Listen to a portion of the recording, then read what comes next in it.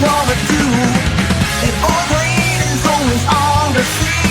It was gonna always bring to life again. So get ready, ready, ready, ready. Get ready, 'cause here they come. All right, welcome aboard, everybody.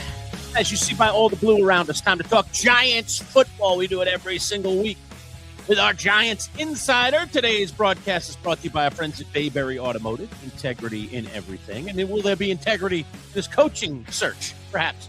We'll find out as we bring in our insider from Big Blue View. Let's welcome in the one, the only Ed Valentine. What's up, Ed? How are you? I'm good. How are you guys?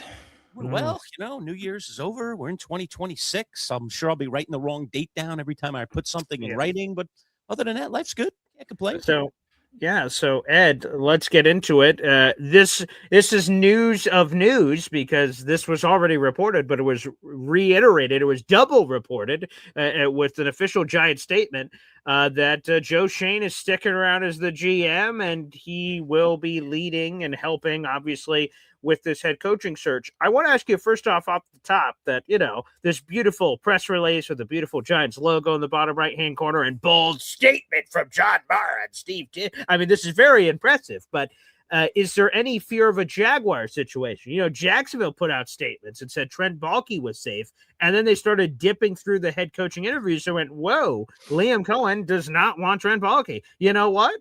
I know what we said, but we're making a pivot. So is Joe Schoen actually 100% locked in safe? Or is there a chance that, the right head coach comes in and he's like, yeah, I don't want to work with Schoen over here? Well, look, I suppose there's always a chance of that. But when you think about it, how often has that happened? We know about the Trent Baalke situation with Liam Cohen. But can you point to another example? I cannot. And nor can I. I've been trying to come up with one. So that was an outlier. And look, I suppose it can happen. Look, if John Harbaugh becomes available, and we're still not sure how that's all going to take place. Mm-hmm. If John Harbaugh becomes available, it's a no-brainer for the Giants to interview him. And if he says, I'd love the job, but I want I want to bring in my own GM, then I think if you're Giants ownership, you have to think about that. To my knowledge, they have not given Joe Schoen an extension to this point. Joe was asked about that yesterday and said he wouldn't talk about that. And I haven't seen any reporting, any indication that he's been given an extension. So I suppose that possibility is on the table, but I Joe didn't seem worried about it yesterday, although even if he was, he probably wasn't going to tell us. But like I said, I think the Cohen-Baalke situation in Jacksonville was an outlier, and I think that the reality of it is everybody knew the Jaguars should have fired Trent Baalke to begin with. So, So we'll see. Like I said, I think it would take a heavyweight head coach coming in and saying, I'd love the job, but I only want it under my circumstances, to make something like that happen. Ed, obviously we've been talking a lot about, what the search is to come. And you brought up John Harbaugh. So let me ask you this question. What if the Ravens picked up the phone today and said, we'll trade you John Harbaugh? Or the Giants picked up the phone to the Ravens and said, we'd like to make a trade. We'd like your coach. What do you think? Would you do that? Would you trade assets to get John Harbaugh? That's my question. I would not, to be honest with you. I would not. There have been instances in the NFL over the years where that's been done, and sometimes it works and sometimes it doesn't. But for me, you're trading assets that handicap your ability to give the head coach the players that he needs to go forward with. So unless the head coach candidate that you're talking about is so far above anyone else that might be available that you feel like you have no choice it's not a scenario that I prefer. I suppose it's not out of the question, but I don't think teams do that unless there's a desperate feeling that they can't get anyone else close to that level. And just a quick follow-up on that, I was talking about this with Lurch during our live show earlier this week, that when you look at, so we talked about, the Trent Baalke thing, like how many other times that happened? I don't have a lot of answers for you, Ed. Now we go to this situation of trades. Well, Lurch, you want examples? I've got examples. You go from John Gruden, Bill Belichick, Sean Payton. You go to head coaches that have been traded. When they're traded, there is massive capital on the line. First round picks are normally included. So, you say, Ed, that you wouldn't consider it to give up assets. And then we take it to the next level that if someone were to do it, like we're talking about some serious chutzpah here, like that is a massive capital we're talking about here in any potential move like that. It is working out for the Denver Broncos. Yeah, no doubt. Mm-hmm. Yeah. There are two things that are working out for the Denver Broncos. All that money that they had to eat for Russell Wilson, okay, and then just going after their new quarterback, and it seems like they've got one, all right, and making that trade for a coach and giving up assets, and they're on their way. Look at them. They're the number 1 overall seed in the AFC this year. Crazy. Yeah. Ed, I saw this from Ian O'Connor, and I've had Ian on the show many times, great author, and a lot of sources. And he dropped this on social media, which I find very interesting. He says, as we sit here right now, I think Kevin Stefanski, who was part of Black Monday, was fired by the Cleveland Browns, is the, quote, leader in the Giants clubhouse. The team that had internal discussions, this team, the Giants, had internal discussions about John Harbaugh, as you'd expect. In case he shakes free from the Ravens, Harbaugh would hurdle Stefanski if he's free. But he says Kevin Stefanski is the leader in the clubhouse of the New York Giants. Would you agree with that assessment? 100%. 100%. Absolutely. And Kevin Stefanski sitting there is perhaps one of the reasons why you don't pick up the phone and say, we'll trade you some assets if you're to the Baltimore Ravens for John Harbaugh. Joe Shane said on Monday that the Giants will cast a wide net for a head coach. They talked about Marcus Freeman at one point. He said they'll look at college coaches, which, Freeman would have been the candidate there. They're investigating veteran head coaches, offensive coordinators, defensive head coaches, all of that.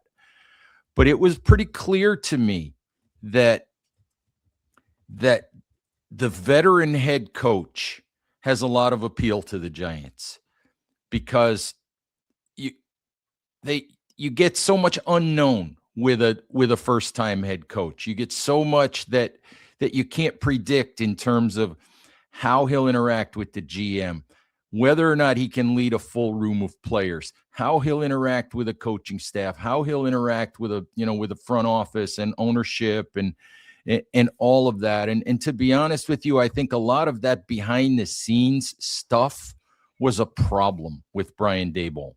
I really do. I think a lot of that, his dealings with coaches and all of that were problematic.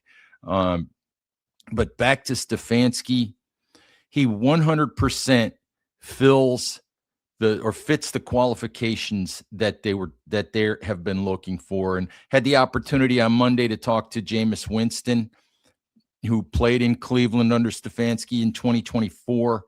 And Jameis would be all in on Stefanski coming to New York. He said he'd be a great fit for the Giants, said he's a great coach, can set a culture, can lead a locker room, is very organized, and said he would be, said he'd be a perfect fit to come to the Giants. And for me, Stefanski is a guy who, he's got 2 Coach of the Year awards in 6 years. But to me, he's been handicapped by the situation that the front office and ownership in Cleveland has dealt him with Deshaun Watson, with 5 quarterbacks on the roster, going into the 2025 season. They've been a decision-making mess. And I think that has really hurt Stefanski. So I absolutely think that Stefanski, with his offensive background and some of the success he's had, and and all of that. I absolutely think he's top of the list. You know, let me ask you about Stefanski here, because I'm kind of mixed on this one, Ed. And here's where I'm mixed. All right, 2 Coach of the Year awards in 6 years. You know, hey, you have to say, okay, that's kind of impressive. But Brian Dable had 1 in 3 years. So how impressive is it? You know, we got rid of him. You know, by year 3, middle of year 3, we couldn't even tolerate him anymore. Number 2, how do you sell to this fan base a guy coming off of 2 losing seasons like he's had with the Browns and just say, well, that was all circumstance? I mean, how much different are the circumstances in New York? I mean, we're in a cycle of a losing culture right now. Maybe, perhaps we finally have found our quarterback. That's the great hope. Kind of feels that way at the moment, but, I think we're very early in Jackson Dart's evolution. So what makes you so confident that the fan base is going to go, yeah, I'm in on this one, baby? Because you want that if you're the Giants. You don't want, and especially if you're Joe Shane, a hire that the fans are immediately against. They say, what are you hiring this schmo for? Let's talk about I guess I look at the community at Big Blue View and I look at the immediate reaction to Stefanski being available is basically, we've got to go get that guy, from most of the community that you hear from. And that's not a representation of the entire fan base.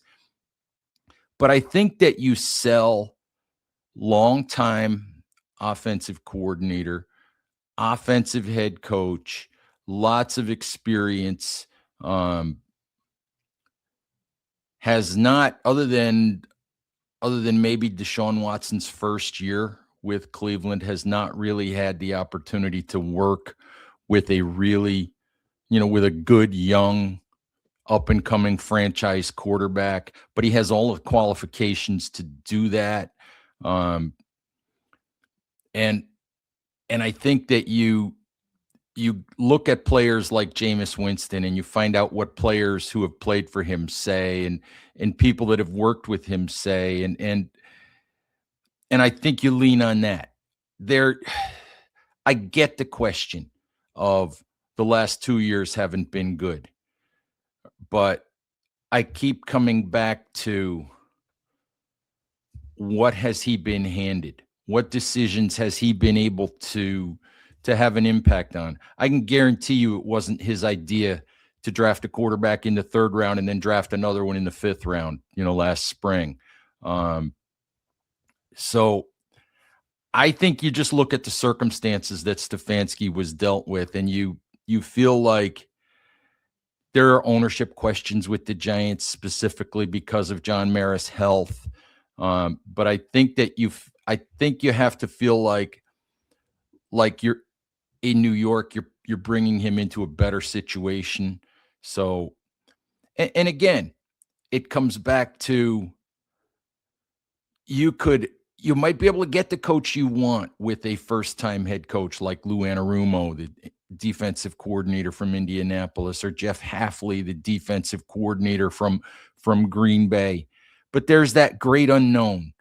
And for me, the Giants need some stability. They need some credibility. They need somebody that's going to be able to hold players accountable and have respect when he walks in the room.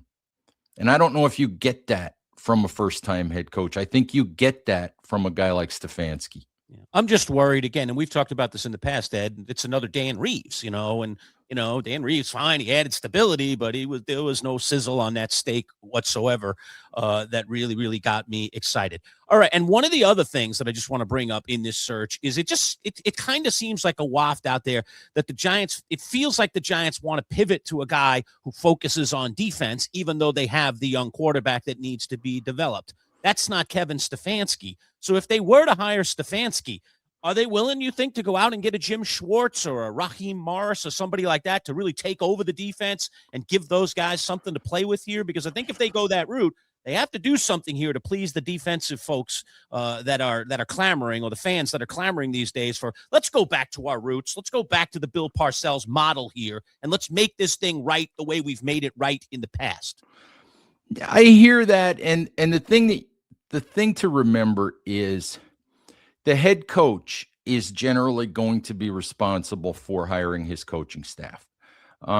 So the question that you ask Kevin Stefanski is, can you bring Jim Schwartz with you? Okay. If you can't bring Jim Schwartz with you, who would you bring as defensive coordinator? Does he have a philosophy that fits the personnel that we have? Because that was a problem with Shane Bowen replacing Wink Martindale. The Giants, Brian Daboll specifically, replaced a highly aggressive, man-to-man, blitz-happy coordinator with a guy who wanted to sit back and rush 4 and play zone. And that wasn't going to work because that's not the kind of personnel they had drafted. So whether you hire an offensive guy or a defensive guy, you have to ask what his plan is on the other side of the ball. If you hire a defensive guy, and I honestly think there's an impression that the list is defensive coordinator heavy, because the simple reality is, in this cycle, most of the guys who are coordinators who are considered ready to take the next step, most of them come from the defensive side. I just think it's a defensive coordinator heavy cycle. So I don't think the Giants are going out of their way to find a defensive guy. Talking with Ed Valentine, our Giants insider from Big Blue View. It's the Manchild Show with Boy Green Digital. Don't forget to pop that subscribe button. Become part of our growing community. Today's broadcast is brought to you by our friends at Bayberry Automotive. Let's just take 30 seconds, learn a little bit more about our friends from Bayberry. Trust is everything when it comes to auto repairs. At Bayberry Automotive, they take trust seriously. Bayberry has a team of experienced and certified mechanics that are dedicated to providing exceptional customer service. And Bayberry stands behind its work with an exceptional 5-star rating from its many satisfied customers. Family run, integrity in everything. Bayberry Automotive, BayberryAutomotive.com. Located on Route 57 across from Bayberry Plaza, the premier choice for auto repair in Liverpool. We are back talking with Ed Valentine, Big Blue View. It's the Manchild Show with Boy Green Digital.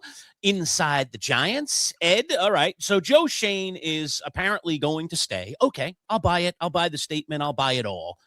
Here's my thing, though. And I heard Shane say it in his press conference yesterday. So, Joe, how's the, asked the question, hey, Joe, who's going to be in the room when the decision is being made? Who's part of the process? Well, it'll be a team effort.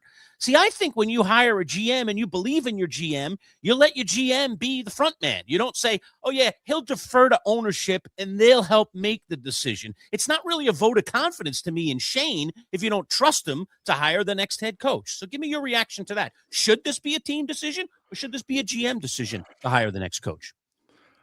Oh, that's a good debate.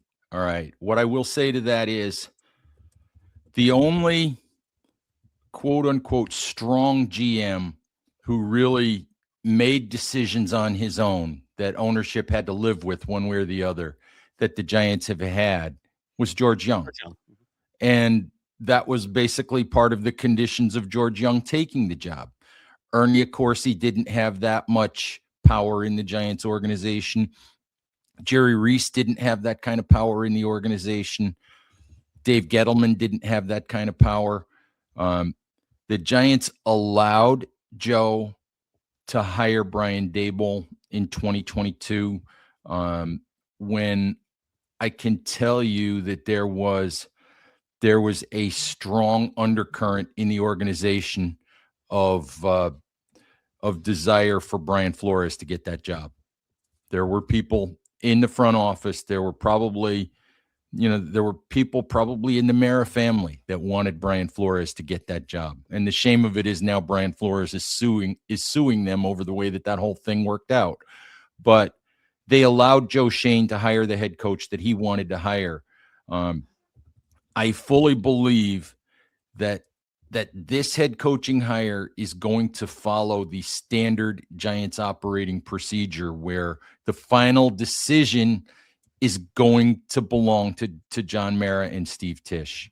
And most likely, as long as he's healthy enough to be a participant in all of this, it's more John Mara than anybody else.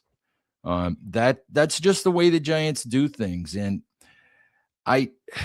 one of the things I always say about the Giants, and I do think it is one of the issues that the Giants have in all the turnover that they've had and their decision making, is they are a very convoluted sort of front office ownership situation. They're the only dual family ownership in the NFL, where the Tisch family and the Mara family are equal partners, financially and all of that, which means even though Steve Tisch isn't there very often, he still has just as much say as John Mara does on a decision like this.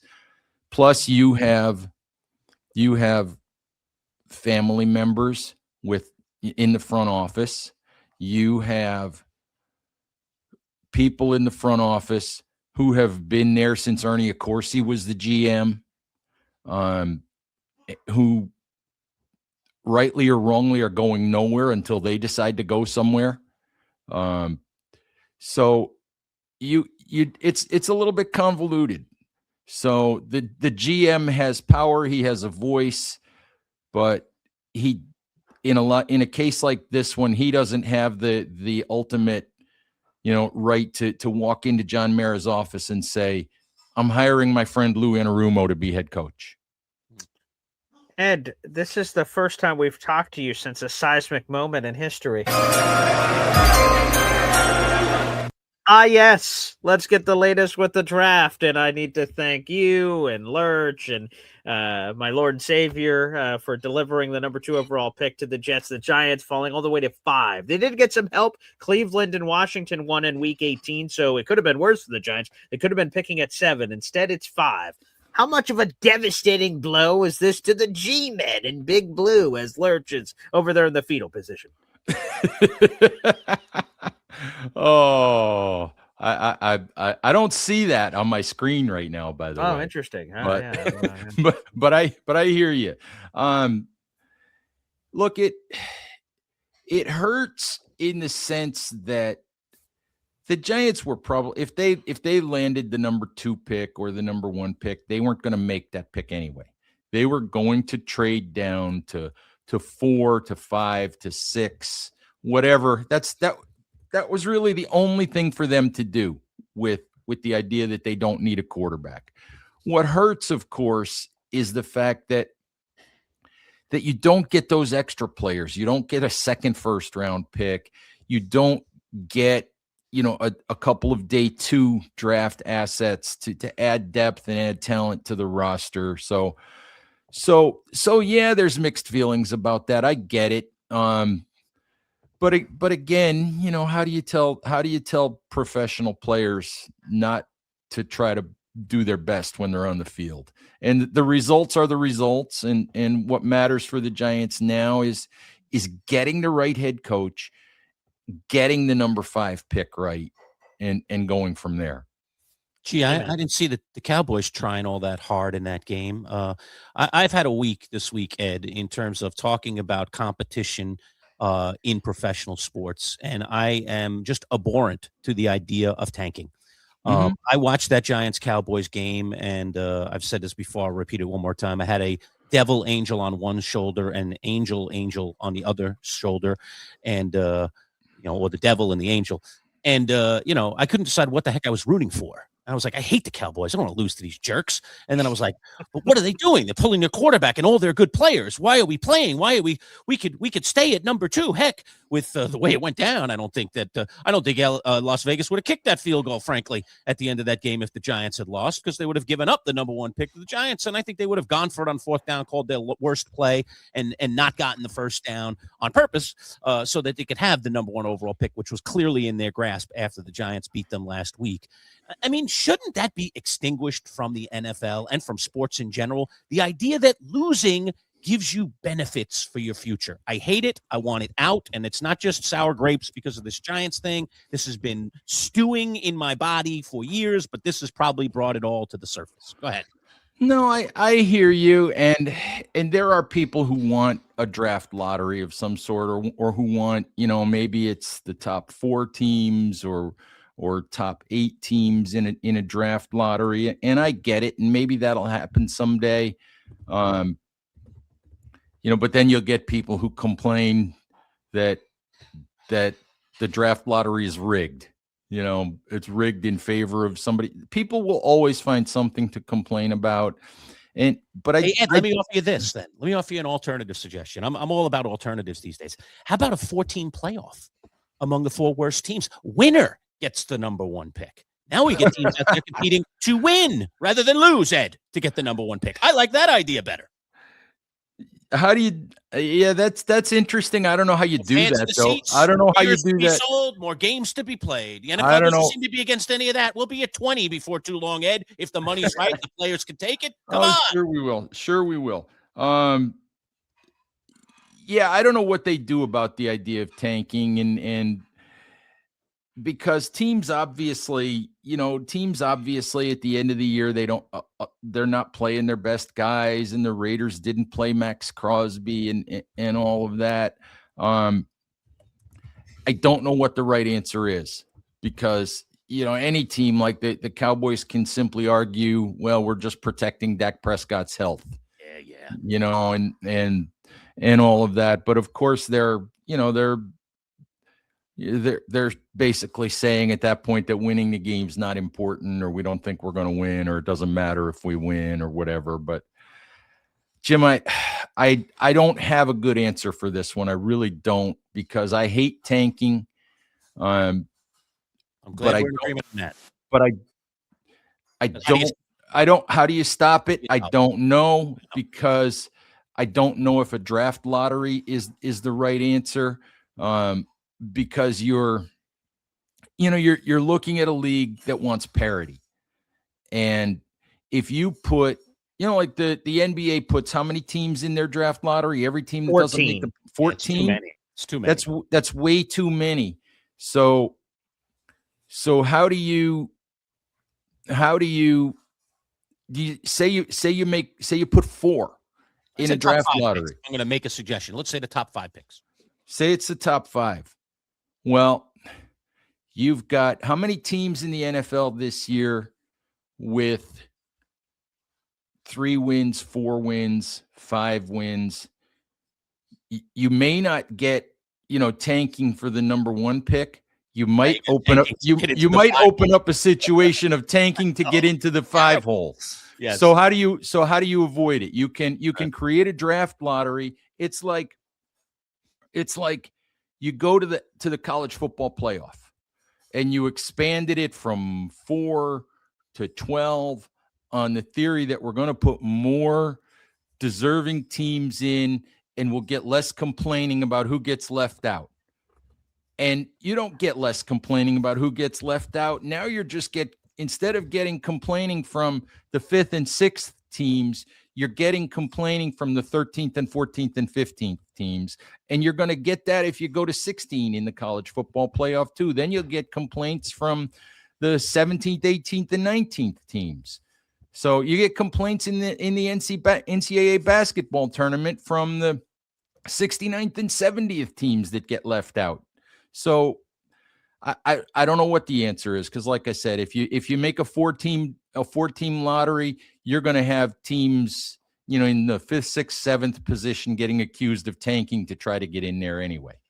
That's a good point. Ed, here's my last one for you. Jordan Renan of ESPN released what he believes is the list of candidates that Joe Shane cooked up for the head coaching to submit to the Giants. Hey, here are the names I want to look at. And there's all kinds of names in here. Mike McCarthy, Jeff Hafley, Lou Anarumo, Antonio Pierce, former Giants legend, Chris Shula, Kafka. There's a lot of names on this list.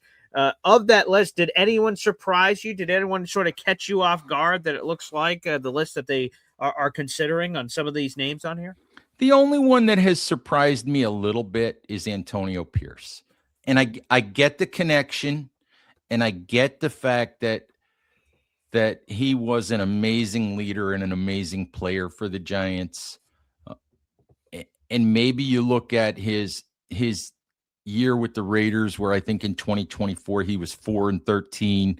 Maybe you look at that and say the Raiders are a mess and he never really had a chance. but and I understand he's a culture setter and all of that, but I don't know that he's ready, that he is really the right guy that you want. So I'm a little bit surprised at the buzz around his name. The rest of the list doesn't surprise me at all. I might throw Vance Joseph, the defensive coordinator in Denver, on that list. I kind of like the idea. If you can, just talk about Vance Joseph for a minute. He was not successful in his 2 years as Denver head coach, but he has head coaching experience. He's a highly respected guy, fantastic defensive coordinator. And Jim, let me throw a scenario at you. Could you live with Vance Joseph as head coach if he can bring Davis Webb from Denver as the offensive coordinator to work with Jackson Dart? Ooh. Can you live with that? I can. It's not bad. It's not a bad combo. Yeah, I could. I could live with that. So, if you're looking for a guy who's been in the head coaching chair before, I can live with that idea. You think Chris Shula is ready for a head coaching job? I'm kind of intrigued by him. Last name, I suppose, makes us all intrigued in some way. Plus the Rams tree, which has been very fruitful. Can't ever go wrong with that. And he's a defensive guy. I'm intrigued, but I have questions because he's only been a defensive coordinator for 2 years. And most of my questions revolve around Jackson Dart. My biggest question with Chris Shula is who or what could he bring to the Giants as an offensive coordinator, as an offensive coaching staff? He has a connection to Mike McDaniel. Okay. But Mike McDaniel's going to remain as head coach in Miami. So beyond that, I don't know what Chris Shula's plan would be, for an offensive coaching staff. Yeah. That's my question. I mean, that's my question with as much as Jeff Hafley of Green Bay would be on my list too. And it's a similar situation. And Hafley's got a lot of connections to the New York, New Jersey area. Former player at Siena College of all places, coached at Albany, coached at Rutgers, all of those things, coached at Boston College, which we know that's been a path for the Giants before. That's my question with Jeff Hafley too, is what do you bring on the offensive side of the ball? Who would be in charge of Jackson Dart's development? And so that's a huge question for me with both of those guys. How about a Clint Kubiak, Jim Schwartz combo? You threw a combo at me. I don't know if there's any connection between those two guys, but you got a good offensive mind there who looks like he can develop quarterbacks, and he's nice and young. I love the idea of having a young, spry coach as the head coach. I want the future to be bright. And then you get the old, the old ball coach who runs the defense and knows how to be aggressive. I don't know if there's any connection, if those guys could be coupled together, but they both could be available. That's for sure. That is true. That is true. They both could be available. And again, my questions with Kubiak, not a guy that I have studied as much as I have studied Chris Shula and Jeff Hafley. I know a lot of Giants fans toss Kubiak's name around. And again, the question with Kubiak is the absolute opposite of, with the defensive guys is, can you bring in the right defensive coordinator? And that's always part of the interview process is what's your list of defensive coordinator candidates? Who are your connections? Who are and what are their philosophies? And how does all of that work? It's fascinating. And one of the things that Joe Shane said yesterday that I was glad to hear him say it, because it's 100% true when you look at coaches around the league. So there are, just like with quarterbacks, a lot of times, he said there are more misses than hits when, when we hire head coaches. In the end, there are more misses around the league than there are hits. It's not easy. Everybody's got their list. Everybody's got their idea. And you just never know sometimes when you're going to manage to marry the right guy with the right place at the right time. All right, last one for me, Ed. Believe it or not, the NFL moves very quickly, man. This is a fluid league. They have already put out schedules for next year, all the opponents, at least for all the teams. And I have put together my Giants list here. So here's what we got, Ed, okay? We got 17 games. Here's a benefit. 9 of them are at home. 8 of them are on the road. So advantage this year. They get the swing year where they're going to have more home games than away games. Number 2, they'll get the AFC South and the NFC West to go along with the Browns, the Saints, and the Lions outside of their division. So you get the 6 division games plus AFC South, NFC West, and then Browns, Saints, Lions added into that schedule. An early, quick preview. We can talk in more detail in future interviews with you about this, but what do you think? Because I thought it was a brutal schedule for the Giants this year. Is it any better potentially next year? Not a whole lot. Not a whole lot. Let's put it this way. You get the 4th place schedule, and as you said, you get the Lions and the Browns and the Saints. You get the Detroit Lions as a 4th place team. All right. Are they really a 4th place team? No. You get the New Orleans Saints, who really showed some progress toward the end of the year. You get the Houston Texans, you get the Jaguars, it's you get the Rams, Seahawks. you get the 49ers again, you get the Seahawks. Brutal. It's, the Titans are on there and the Browns are on there and the Colts are on there. So maybe there's a few more games in there that are like, when you look at the schedule this far out, there's a few more games in there where you say that's a 50-50 game, but there's a lot of brutal games on that schedule. There really are. Yeah, I agree. Man, I know many years ago, the NFL, they were in the business of giving the worst teams the easiest schedule and the best teams the hardest schedule, at least theoretically. You can't project. Could we have projected that, all the teams that didn't make the playoffs this year were not going to make the playoffs? That Kansas City was going to fall apart the way they've fallen apart? No, we couldn't. But based on the information we had, that's the way it used to be. Now we've gone to this conference thing, and it doesn't help the teams that are struggling. And the Giants are one of them. And now we're going to get back-to-back years that looks like another ridiculously titanic schedule, which doesn't help. That's for sure.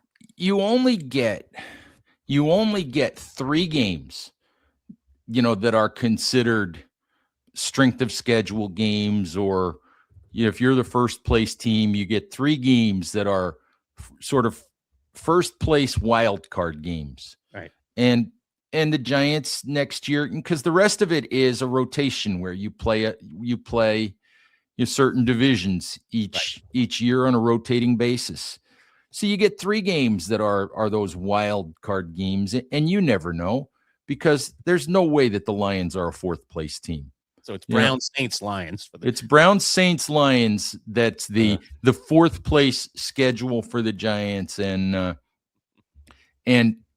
I don't remember if the game against New Orleans is a home game or an away game, but you look at those 3 games, and maybe the Giants are favored to beat the Browns. Maybe in Kevin Stefanski's revenge game. Yeah, there we go. Yeah, the Saints game is at home. Saints game is at home. Yeah, that's we can see home on the left there, folks. Away on the right, and the Giants, Correct. like I said, get the extra game at home. So they will get the Browns, and they will get the Saints. They will get the Cardinals, the Arizona Cardinals. Another team that's in a little bit of woe at the moment. But still. So I guess they've got 4. But 12th man going in Seattle, going in Detroit, up into LA, in Rams, SoFi. Brutal. At Houston. Oh my God. It's tough, man. Oof. It's not easy to win games in the NFL. And the Colts, in all likelihood, will bounce back to what they were earlier this season. Maybe. Well, we don't know who's going to be their quarterback, so a lot of uncertainty there. But Riley Leonard, yeah, baby. Golden Domer. All right, Ed, as always, entertaining, engaging. We appreciate it. And we'll talk to you again next week. There's always plenty of news on the Giants. That's for All sure. right. Thanks, guys.